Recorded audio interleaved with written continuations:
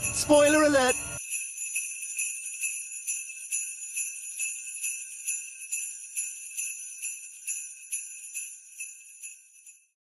On December 9th, 2009, Robert Broadway of Crack.com posited the theory that Die Hard was the best Christmas movie ever made.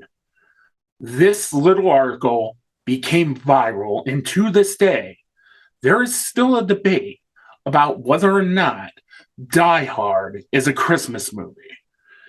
And it's only appropriate that for the first annual Spoiler Alert Christmas, we talk about the legendary 1988 John McTiernan classic, Die Hard.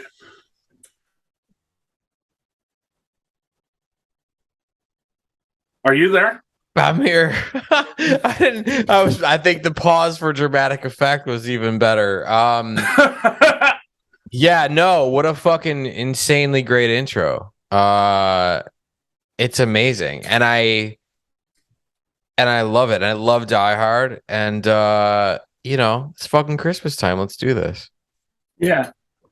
There is a lot you can break down with Die Hard, because the character John McClane was based on was originally played by Frank Sinatra in 1967 in a film called The Detective, which was based on another Roderick Fort novel. When this was being made into a movie, 20th Century Fox was under obligation to ask Frank Sinatra to reprise this role. And he said no. Yeah, he was old And at that they point. asked, and then they asked all the tough guy characters like your Arnold Schwarzeneggers, your Burt Reynolds, your Sylvester Stallones. All of them turned it down. And then the last resort comes. Bruce Willis, a.k.a. David Addison, a.k.a. the guy that showed Bartles and James wine coolers, a.k.a. that guy who put out a shitty Motown cover album. Yeah. He was paid $5 million, and people were up in arms about this. And then Die Hard comes out, and it's welcomed with mixed reviews. But God damn it, I fucking love this movie. Yeah, one of the all-time greatest. It's actually like the first action movie that I ever saw. So like that Die Hard, I believe was the first R-rated movie that I ever saw. I was 8 or 9 years old. I'd say that too. Yeah. No, for me, that would be like The Terminator was my first R-rated movie. It's another good one. And then when I was like 7 years old, I'd repeat watch the hell out of T2. I love the hell out of T2. I mean, T2, man, holy shit. Yeah. T2 is like that shit. I mean, I think I fucking saw that like 15 times in the theaters. Yeah. Die Hard I read it like every time when I was a kid. Yeah. Die Hard was what, 89? 88. 88. So I was 7 years old. I was 4.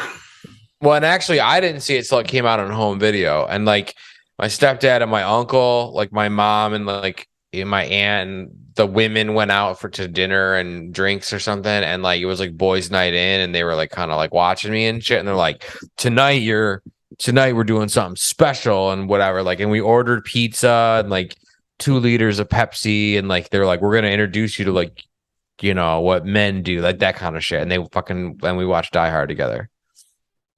And they were like, they were purposefully exposing me to like the blockbuster, the fucking action, shoot 'em up, whatever. And I think that says almost everything that you need to, and it was on home video. So it was probably in 89, I came from a family that would pretty much let me watch any R-rated movie within reason. So sure. Yeah. I mean, they later became that way, but at this point, like this was the introduction to like violence and fucking this is my introduction to the R-rated blockbuster, yeah and I love that it was on purpose. All right, and so straight away I want to talk about the first 10 minutes of Die Hard. and how this is masterful in terms of exposition. From John being established as an everyman, to the businessman telling him to go barefoot, to his reveal of being an NYPD cop, or Holly, without saying anything about John McClane, putting down the family photo to symbolize that there's marital problems. She doesn't come out and spell there's marital problems. Mm-hmm. Yeah, and like that goes on to like play a role in all of the Die Hard films, which I think is really great. You know, there's like this running thing about him and Holly like through all of the movies. And that $5 million pays off because I do not see Arnold Schwarzenegger or Sylvester Stallone playing this role. You need a guy like Bruce Willis, a relative unknown, who the year before had a bomb, but yet one of his most underrated films was Blind Date, which were both springboard movies for both Bruce Willis and Kim Basinger, because their next roles would go on to be their most iconic, with Bruce Willis in Die Hard and then Basinger in Batman 89. Right. Yeah. I mean, I could see Schwarzenegger in this. I could totally see it. And I could totally see Stallone or whomever, right? But it wouldn't be Die Hard. Right? It wouldn't be the same film. It would be too much polish, right? It would be Skyscraper with The Rock. Yeah. The reason why this works is only because, and works so well, is only because it's an everyman. It's a shorter, balding, fucking, guy who's trying to make his marriage work.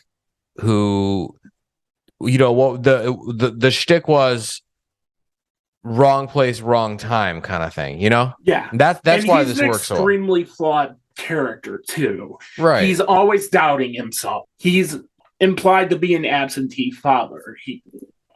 Bruce Willis says explicitly, like, I'm a New York cop and she got this gig in LA. Loosely paraphrasing. Right. And we can't, while we do this episode, we can't forget about Argyle. Motherfucking Argyle, aka the kid Ray Charles almost shoots in the Blues Brothers.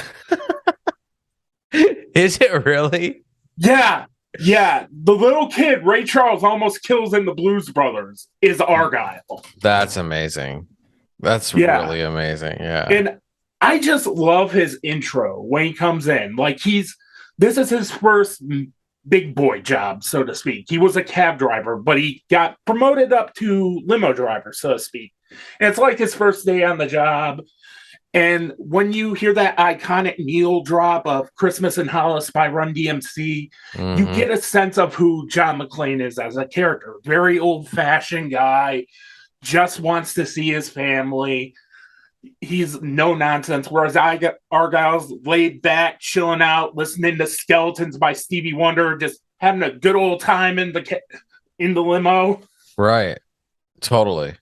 I just love the dichotomy of those two characters together. It's a great opening piece. It's a great opening scene because you get that like early 90s, late 80s sort of like sunshine widescreen shot, like going down the road in the limo and shit. And it's like, it's some of the only footage we get of in this whole movie of the daytime. The rest of it takes place at night. Yeah. Yeah. Mostly because they were shooting at 20th Century Fox Studios. Right. Yeah, most people don't realize that you can go to Nakatomi Plaza. Yeah, it's the old 20th Century Fox Studios building. Yeah. So great. And one of the brilliant things I love about Die Hard is that John McClane is dressed dirty tank top, jeans, bare feet, versus everyone else in Nakatomi who's dressed in their Sunday best. Well, he has bare feet. Yeah, because of the businessman. Yeah, well, he takes them off because he's like cleaning up for the party or whatever. Can you imagine an alternate reality where the terrorists go to the other building and he just goes to the party? Yeah. What an awkward movie that would be. Mm-hmm. Like, is he just a violent guy? Because we've never seen all we know about him is like what we see and what he says, right? So he he goes into this scenario where he's sort of forced to kill these dudes, but like, is he really? Right? He could have just ran and hid and whatever, right? But like, this dude could be a straight up psycho. Like, what if in another version, right? Another reality, another timeline in this Die Hard reality, the Die Hard cinematic universe, he goes to the party and gets too drunk and gets into a fight, pulls his gun, and starts killing, people, like whatever, right? Or murders fucking what's the guy's name? The cokehead friend? Ellis. Ellis. What a great fucking late 80s, early 90s name that is. Oh god, I fucking love Ellis. Yeah. He is such a perfect slime ball. When he's introduced, he's hitting on Holly. Like, this guy is textbook definition of coked up 80s greed. That's what I love about Ellis as a character. Totally. Oh, and we'll get to more of him later. Yeah, no, for real. Yeah. Because speaking of, his father was in The Detective. Hart Bachner's father was in The Detective. Well, in The Detective, guy who plays Ellis. Frank Sinatra's name wasn't John McClane, was it? No, it was Joe Leland. Oh, okay. So they changed it. Yeah. The Detective was based on a different Roderick Thorpe novel, while Die Hard was based on another Roderick Thorpe novel, which was actually looking to get made under Clint Eastwood, but those rights fell through. It's kind of an interesting behind the scenes if you really read into it like I did. Yeah, I mean, there needs to be a big, huge documentary on whatever streaming service of your choice for that, It'll probably happen come next year. And we got to talk about John McTiernan. Like, my God. Yeah. If you want to talk about one of the most underrated directors of all time, look no further than John McTiernan. The year before, he directed Predator. And a year later, he directs Die Hard. This is a 1-2 punch of great, smart action films that both deconstruct machismo. Yeah, they don't make them like that anymore. Yeah. They do not make them like that anymore. There's something to be said about, again, this section of the genre, of the action genre, because Lethal Weapon 1 and 2, I would argue all of them, but more so 1 and 2, they have just this thing, man. It's the way that it's the sunny LA camera shots, which John McTiernan does in Die Hard as well. Like, and he did not direct Lethal Weapon or whatever, but that was Richard Donner. Yeah, they share this sort of like vibe with like the music, the way the camera moves, and also this sense of like bleak late night chaos, you know what I mean, where it's like but as bleak as it is, it still has a style to it. It still has like a cadence and like a welcoming vibe, even though it's incredibly violent. And there's a lot of movies that share that, even like The Last Boy Scout, which is another Bruce Willis, right? Like, yeah, dude, The Last Boy Scout is like a hybrid of Die Hard and Lethal Weapon. And, fun fact here, the Last Boy Scout, they took an unused script for Lethal Weapon 2 or 3, can't be sure which one. They reworked it, and then that became The Last Boy Scout. And it's that you can tell because some of the music and the cinematography is so similar. And Shane Black wrote Lethal Weapon 1 and 2 and also wrote Last Boy Scout. So there you go. Yeah. And I believe Lethal Weapon 2 was rewritten by someone else because Black wanted to kill off Riggs in 2, and Warner Brothers was like, nope. But going back to what I was saying about John McTiernan deconstructing machismo, in Predator, you have these big muscle-bound alpha male dudes who are doing these heinous things. And when the film goes from like canon film to slasher film, is where the film becomes brilliant. Where you're seeing all these big buff macho dudes get killed off one by one, leaving only Dutch. Mhm. And when Arnold Schwarzenegger yells, "Get to the chopper!" he's saying that in fear. He's saying that like, I need to get out of here. Like, shit's getting real. And I'd Right. argue Predator is Arnold Schwarzenegger's best role. I love his portrayal of Dutch. Yeah.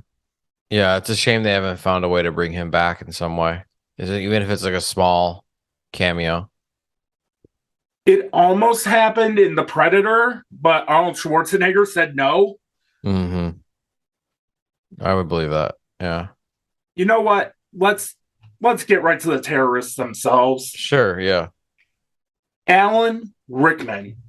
I'm just gonna come out and say it, and this may or may not be a controversial opinion, but Alan Rickman as Hans Gruber is, in my opinion, the best feature film debut of all time.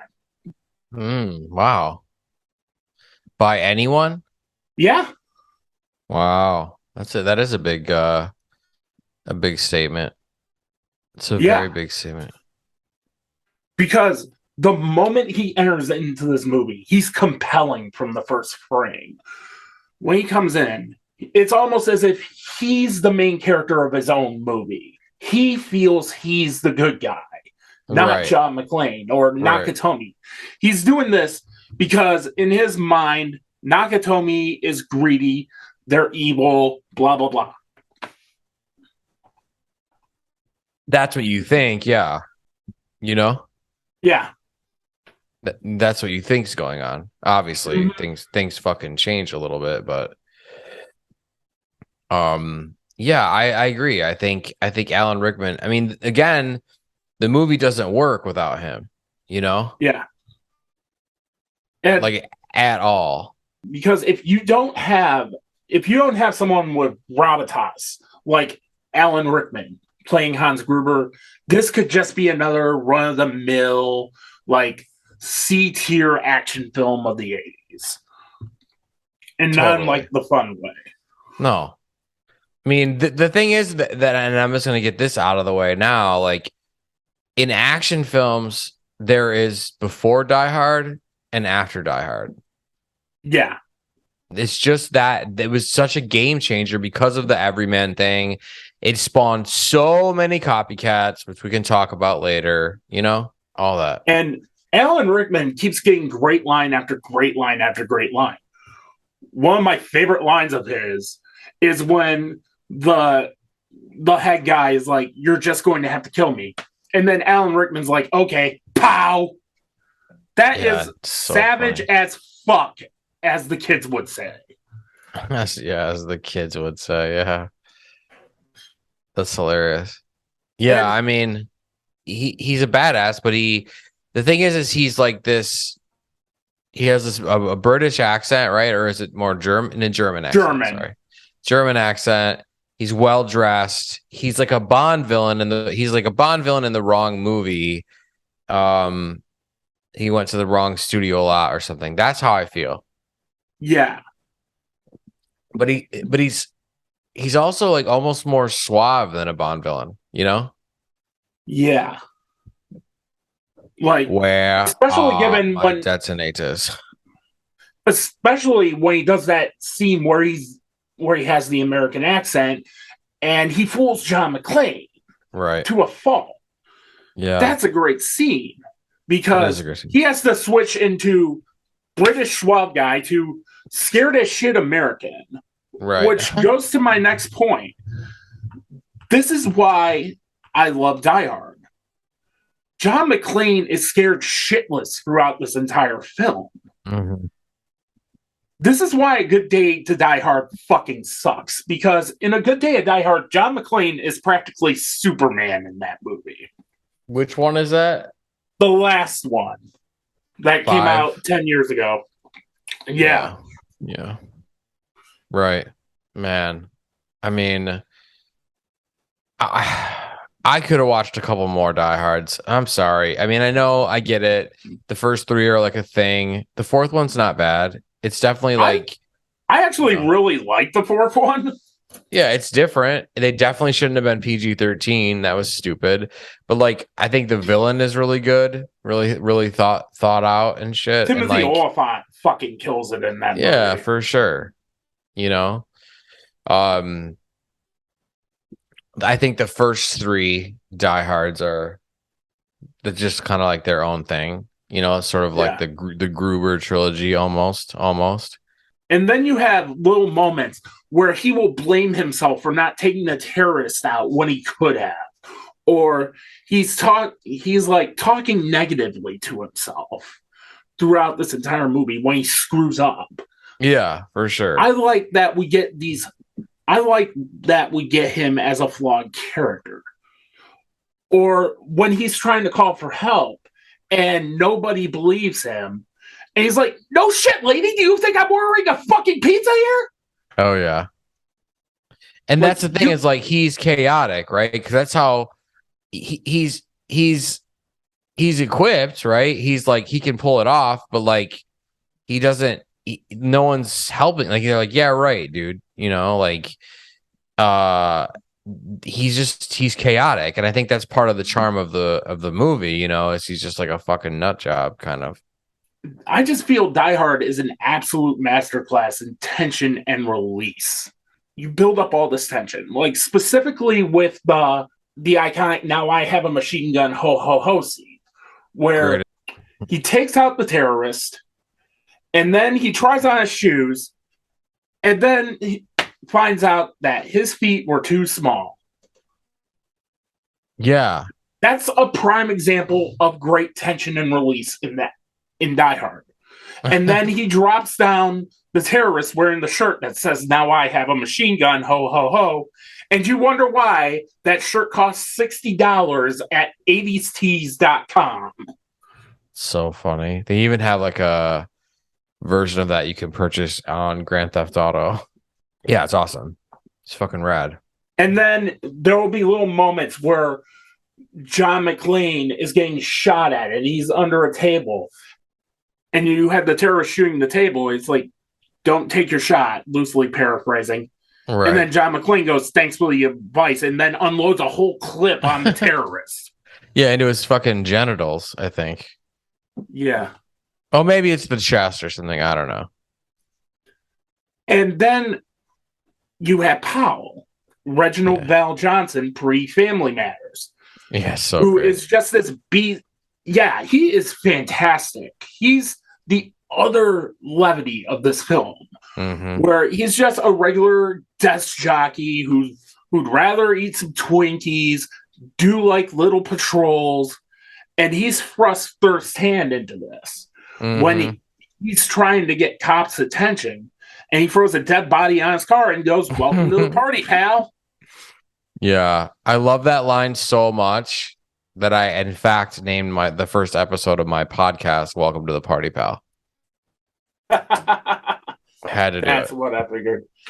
But that's what's brilliant about Die Hard is that the two cops you're rooting for are regular everyday guys, John McClane and Powell. One of whom is not supposed to be there, and the other one is just doing a routine checkup. Right. Exactly. And he just gets thrust into that. Yep. Totally. Which builds into shockingly woke for 1988, in which it becomes this commentary on police militarism when you start bringing in what's the dude's name, Dwayne Robinson. Yeah Fucking Dwayne. I love that, and I think that like that's the thing about Die Hard is like there's these little nuggets. It's like, is it an action film? Is it a comedy? Is it a drama? Is it a psychological fucking, you know what I mean? Like the answer is it's all that. And that's why it works so well. There's something about, you know, the guy in the wrong place at the right time. The fact that like it was all done and you know, it's a guy trapped in a building. Like that was never a thing before. How many video games have you played where it's like one guy inside one thing for one? I mean, you know, and that's the thing is like it was never done before. And there are countless movies that do that formula now. And it's like a dude trapped in a thing. I mean, again, I'm sure we'll talk about the fucking ripoffs that came. I'm looking at Oh, you, yeah. Passenger 57, but Oh, yeah. but like We that already was kind of did with Skyscraper. yeah. Well, there's a lot more than that. Remember the Yeah. Under Siege movies with fucking Yeah. what's his face? Steven Seagal. Yeah. Remember Turbulence.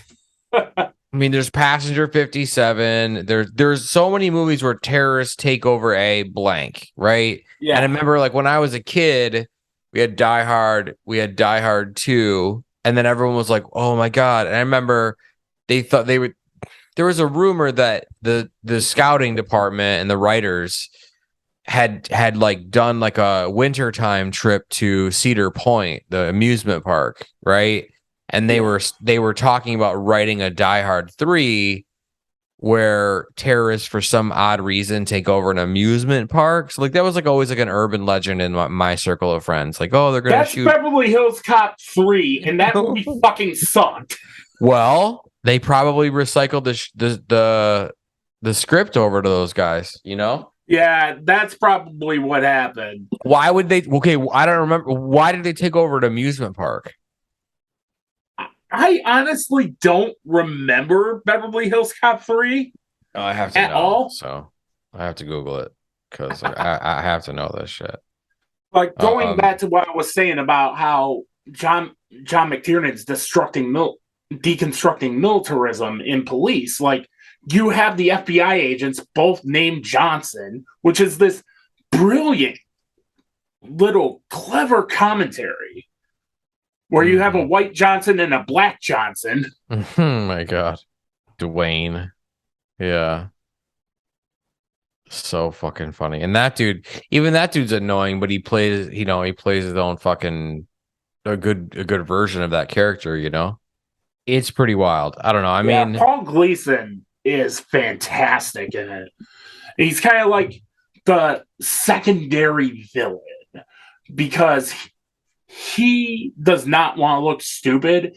And here you have this beat cop who's not supposed to be there, who's just trying to be with his wife, and he's just making an ass out of himself. Or as Bruce Willis oh so beautifully puts it, I'm not the one who got butt fucked on national TV. Dwayne, yeah, exactly. Exactly. Well, he's the bad guy until the FBI dudes show up because they're nasty. Johnsons. Because they straight up they're looking to do this at all costs, up to and including taking away casualties. Yeah, they don't give a shit. Killing hostages. Yeah. It's kind of I mean, it's fun watching them die. Yeah. Because they show up so fucking hot shotty and like weird, you know what I mean? They're like bonkers, you know? The one dude, the white dude, he plays a son of a bitch all the time. He just appeared in My Son Hunter, the Breitbart propaganda film about Hunter Biden's laptop. Yeah. Oh God. Yeah. Yeah. No, that's why would he be in that? He's a hardcore right winger, and the rules have dried up. I could see that. Yeah. That's fucked up. Okay, so we're just like jumping ahead because I fucking love this movie. I could just talk about this movie for hours. Yeah, me too. It's Hans Gruber who tees up the iconic line where he's going on about how you and your cowboy movies, and then Bruce Willis drops that fucking mic by saying, "Yippee-ki-yay, motherfucker." Yeah. And thus, totally. The iconic catchphrase was born. Does he say it in the second Die Hard? Do you know? Yes, he does.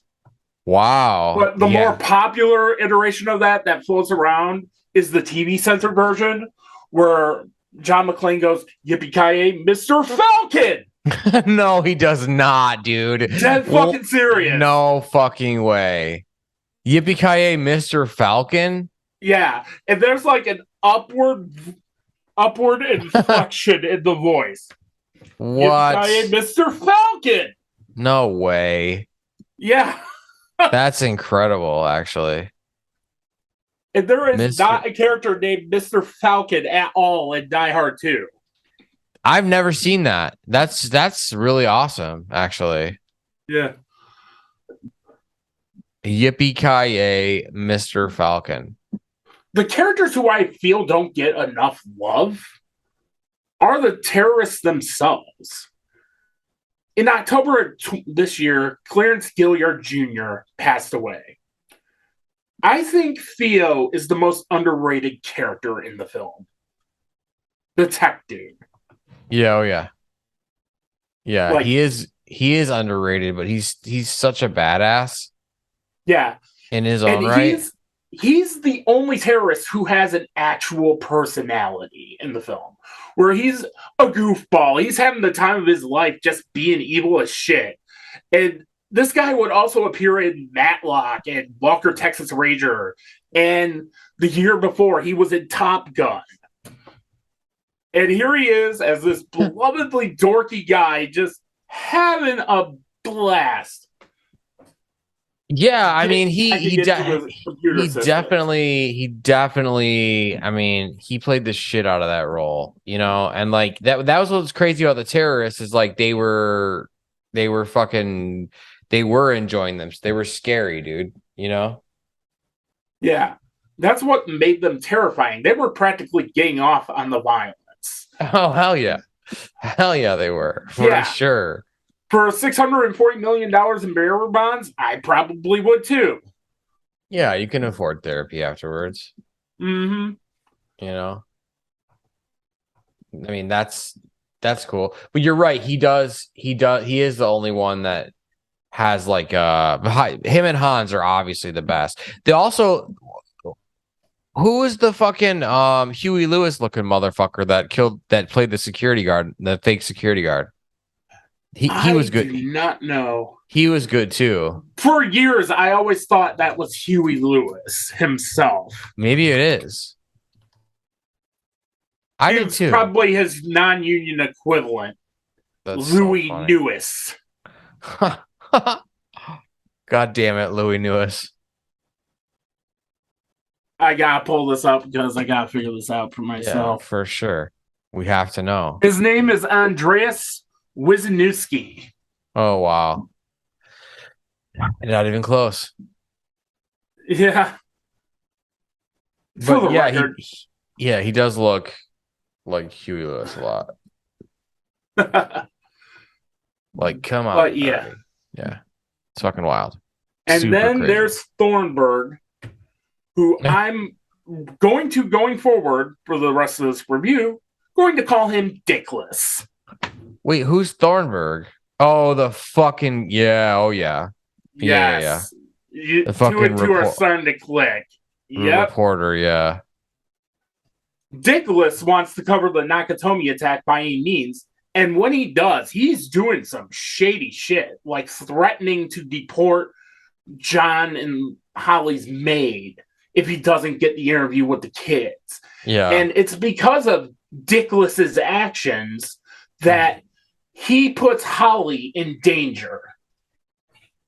Yep. Totally.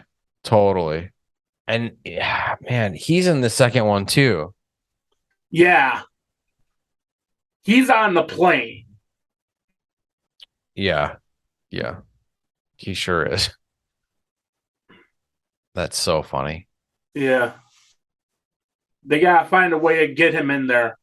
And then, speaking of massive dickheads, fucking Ellis. Yeah. Yeah, he's a fucking ding dong for sure, but he definitely is still. He does have some redeeming qualities for sure. Yeah. A little bit. I mean, yeah. John does try to save him. Yeah, he does. But he just tries. He just wants to be the big shot negotiator. Like Hans Booby on your white knight. But at the same time, he straight up reveals who John McClane is. Oh, yeah. Yeah, he's kind of a dick. Maybe he doesn't have redeeming. Hans is just having none of this. When the terrorists get him coke, they think they mean Coca-Cola and not actual cocaine. And he's more coked up than Donald Trump Jr. throughout the entire movie. Yeah, he's definitely on that Donald Trump Jr. vibe. Yeah. And to quote Guys Night's classic parody song Die Hard, it was sweet when they killed Ellis. Oh yeah, that's awesome. It was sweet when they killed Ellis. That is And fucking then hilarious. there are little moments of tension like as we talked about when he's doing the American accent, he notices he's barefoot and he tells him to shoot the glass. And this is another great example of tension and release. When you're seeing Bruce Willis pull these shards of glass out in graphic detail, Oh yeah, in which you're like, oh my God, I hope he's okay. Like that shit looked painful, even though those were prosthetic feet. yeah. It did look painful. That's the other thing. It's like he hangs that dude.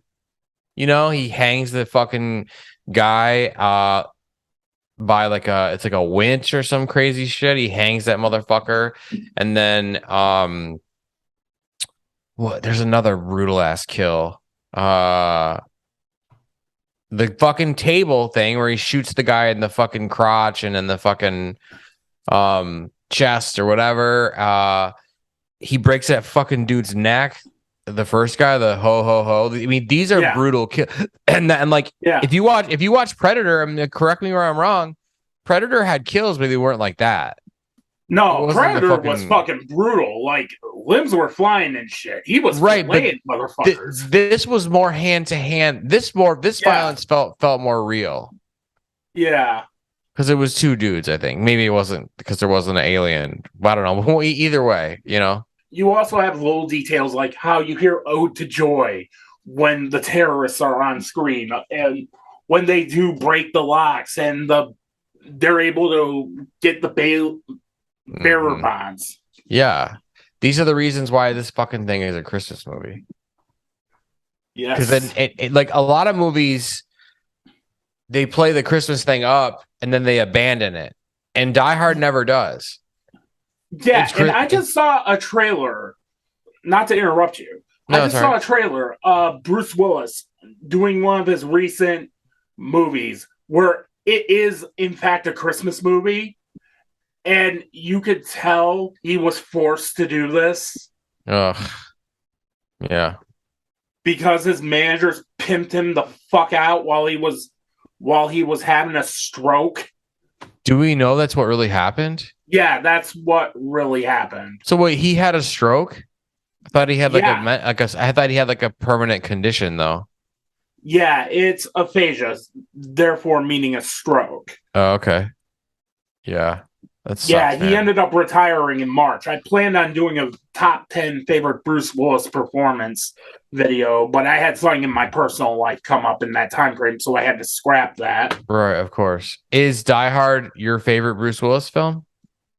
Oh, if we're going favorite Bruce Willis film, yeah, for sure. My number one would be Unbreakable. Ooh, I love that. I like that idea. Yeah, my number one would have been Unbreakable in that video because that's where I feel Bruce shines overall. Right. He does. And I love that build up in there. Die Hard would have been a close number 2 with Moonlight, David Assen at number 3. He's done so many though. Yeah. I would have said specifically Die Hard 1. Yeah, I would say Die Hard is my favorite Bruce Willis movie. Sorry, it just is. Unbreakable, Looper, The Sixth Sense. I mean, come on, dude. It's Bruce Willis. This guy fucking killed it. Yeah, even in bad movies, before his management started pimping him out to shit, he's still the best part of them. Yeah, I watched like a handful of those during the pandemic, Yeah. Some of those were shot in Detroit and whatever. I mean, Yeah. They're not very good, but it's like it's not him that's not very good. And what's cool about him is he shows up and shoots fucking 2-3 days on the film and then leaves, for $2 million or whatever. And the sad side of that was he was doing those movies for his family. Like, that's just kind of sad when you think about it. Yeah, I mean, I still feel like we don't know the full story because I feel like there is a side of it that he wanted to make as much money as he could and just said, "Hey, I don't have much time. Give me everything you got." You know what I mean? Because Yeah, and that might not be because true. I don't I know. kind of wanted to see him go out in the sunset with like an A24 movie of some sort, or like a really badass action film, or Bruce Willis even showing up in like say Once Upon a Time in Hollywood. Oh I yeah, kind of wanted to see him like go out in the sunset like that because Bruce Willis has range with a capital R. I felt he had one good movie in him, not just a good movie, but a Birdman movie that could have nominated him for an Oscar. oh yeah. And he just never got that I later in agree. life. No, yeah, he didn't. And yeah, the 5 million is worth it because Bruce Willis acts his ass off in this movie. He does. He's proving he's more than David Acid. He's more than just the guy shilling for Bartles and James. He's proving that he's the guy that isn't singing "Respect Yourself." Yeah, I think so too. He does go the full gamut, and it's like, he's a disgruntled husband who's like out there trying to like be accepting of what his wife is doing, and at the same time you could tell he's like worried about not getting back with her. I mean, and it's all done in a really short amount of time in the limo and then in the office, and that's it. Mm-hmm. Yeah. And then you get these little moments of panic when he finds out the building's ready to explode. When he's being shot at by the FBI, he's like, "I'm on your side, assholes." Yeah, oh And yeah. then he's wrapping the hose around himself. And then he's like, "John, what the fuck are you doing?" Going back to what I'm saying, where he's scared shitless throughout this entire movie. And that's what makes John McClane in Die Hard such a great fucking character. Yeah, I mean, and it's I mean, I think you got to remember, right? You bring up a good point, but like it's just for a lot of the film, it's just him alone. So he has to talk. He has to talk to himself, or else the audience is like feels neglected. You know what I mean? Mm-hmm. And for some reason, it doesn't seem weird. And they give him Powell to talk to, but he's not talking to Powell the whole time. He's talking to himself. Like and we don't think to look twice at that, but he's talking to himself, and that's awesome. Yeah.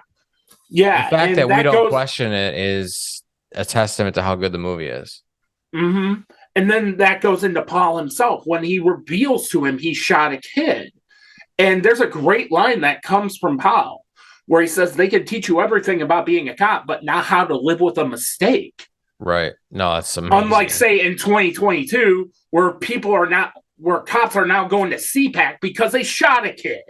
Yeah, totally. Yeah, it's fucking terrible. And that's the beauty of the character work in Die Hard.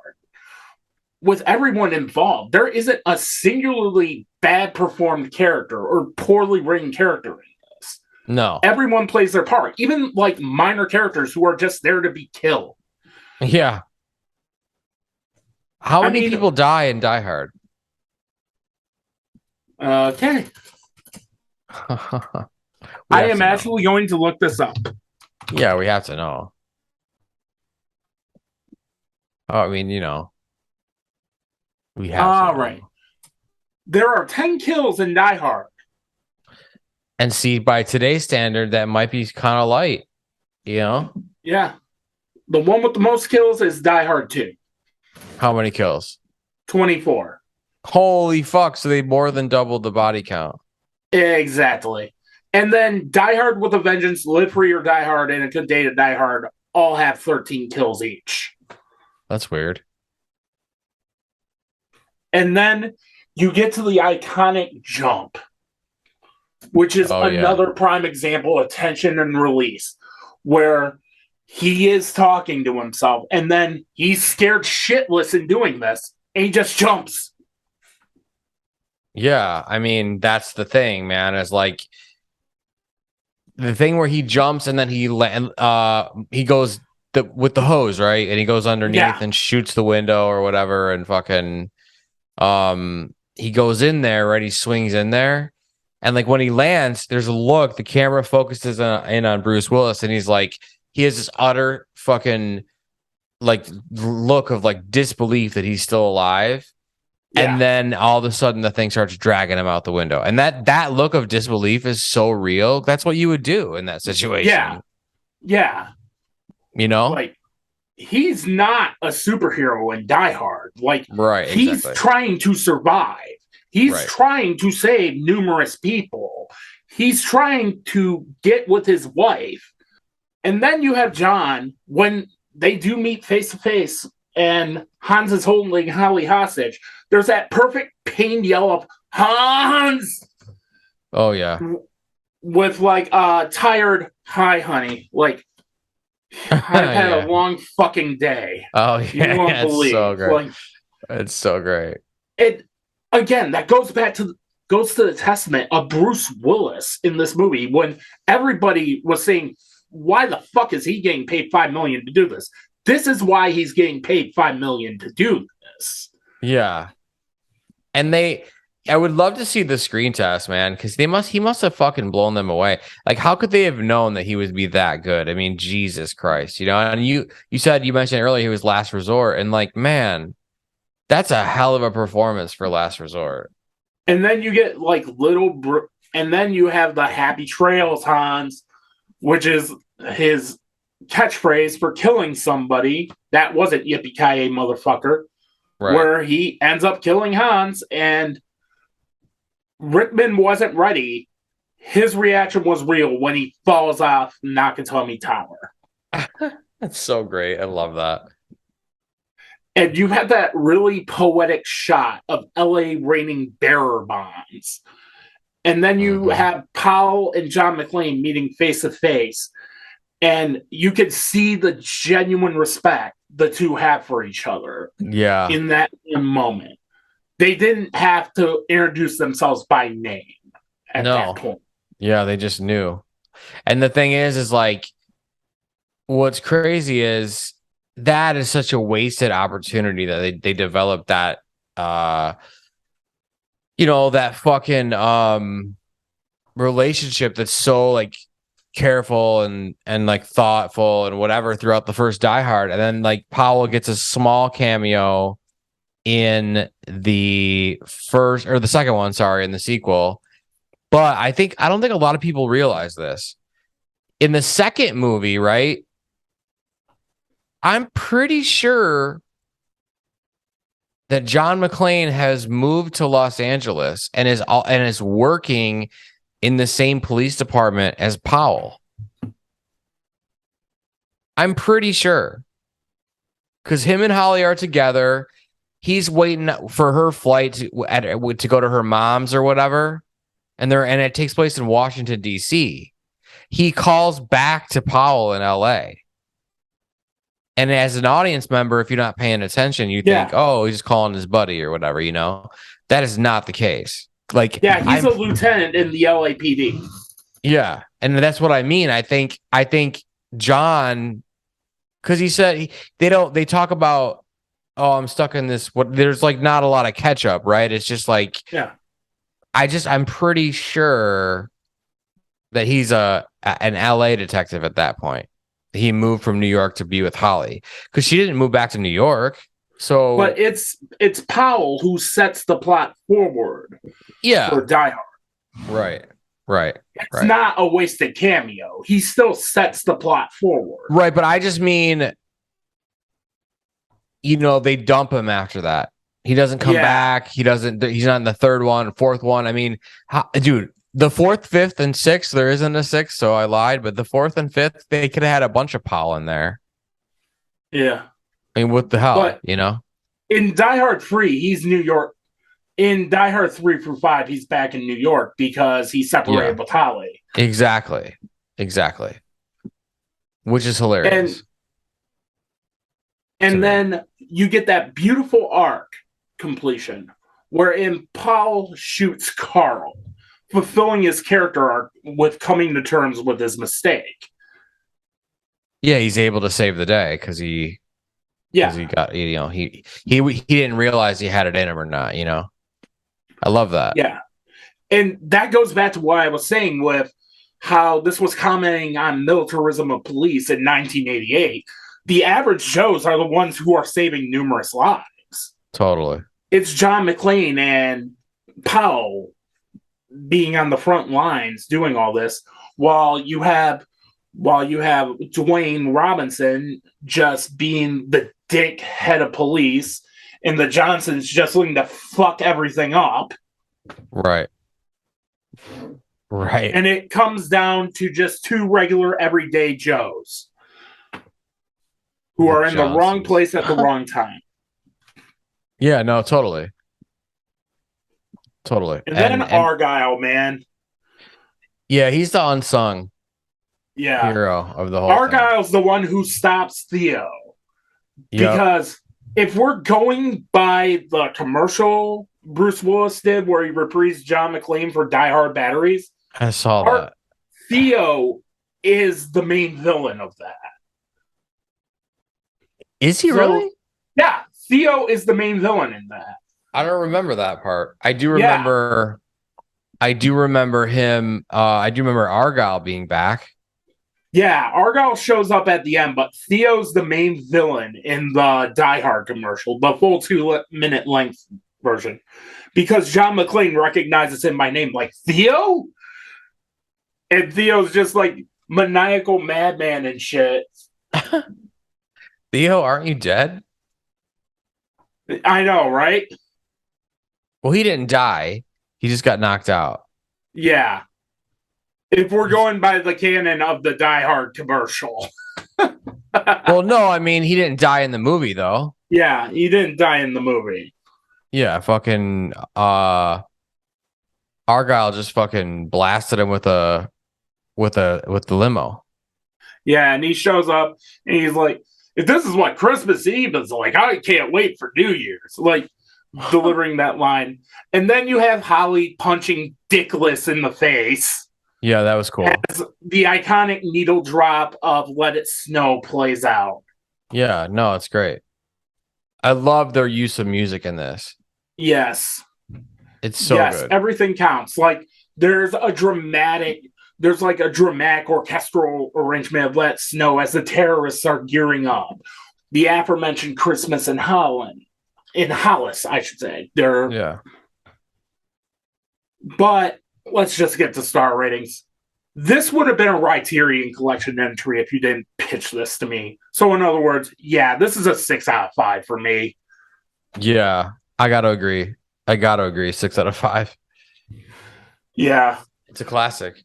Yeah, because whenever I do a Criterion Collection video, and I'm going to have those out by the end of the year, it's automatically a 6 out of 5. You're taking a 5-star film and then bringing it to that next level as to why I would latch on to a movie. And I just figured out what my first 2 modern entries are going to be that I won't announce until the favorite films video. Oh yeah, no, it's great. And of course, this was selected by the Library of Congress for preservation in 2017, which goes on to its classic status. And yeah, there have been numerous Die Hard knockoffs. Like, you have your Turbulences, you have your Under Sieges, you have your Skyscrapers, which is just basically Die Hard but remade for Chinese money. Dude, I mean, I just feel like essentially there's like I said, there's Passenger 57, right? There's Under Siege 1 and 2. There's all these movies are like terrorists take over a blank, right? And blank in a blank. Yeah, and Die Hard in a blank. I feel like that's literally the log line for most of those movies. Die Hard in a blank. Yeah, so let's think about this. Cliffhanger, that was a fucking Die Hard ripoff. With Stallone up in the mountains and shit. Speed was a fucking Die Hard knockoff. But it's still really fucking good. No, a lot of these are classic. The Rock was a fucking Die Hard knockoff. Die Hard in a prison. Great Die Hard in fucking Prison. movie. Yeah. What else? What else is there? Air But Force for every One, maybe? yeah, Die Hard on Air Force One. Exactly. Yeah, but for every good one of those, there's like 500 bad ones of those. Right. I agree. I totally agree. God, I remember Speed. Speed's a great film. Yeah. I Dennis just picked up Hopper. the 4K for that like a couple months ago I mean, that's wild. You know, super wild. because it was on sale. Yeah, no, that's awesome. That's fucking awesome. Oh man. I think we've already exhausted everything about Die Hard. I We've think so broken too. down everything and anything about Die Hard. Yeah, I agree. So let's just end it. Be sure to like, comment, share, spread the word of New Realms Media. Follow us on all our socials at New Realms Media. And until then, Merry Christmas. Bye.